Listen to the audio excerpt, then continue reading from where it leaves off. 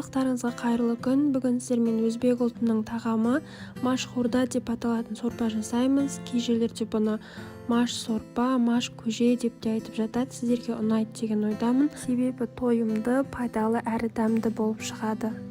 Бізге қажет заттар күріш, маш, сәбіз, пияз, картоп, қызанақ және ет.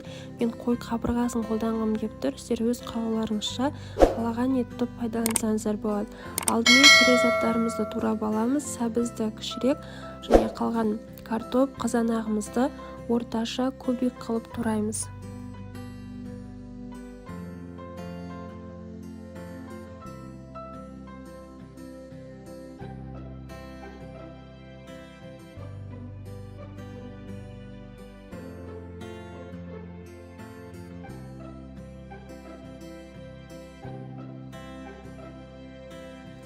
Қазанға май құйып қыздырамыз.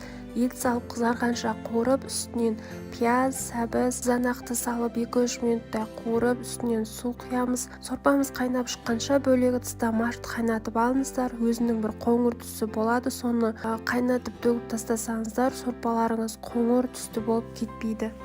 Қайнап шыққан сорпаның көбігін алып, үстіне маш, картопты салып, орташа отта 40 минут қайнатамыз. Сорпа қайнаған соң міндетті түрде дәмін көріңіздер. Менде етім жақсы тұздалғандықтан тұзды аз қостым. Сосын үстіне жуылған күрішті салып, күріш піскенше 15 минуттай қайнатамыз.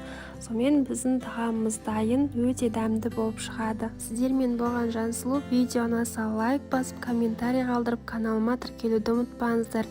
Келесі кездескенше.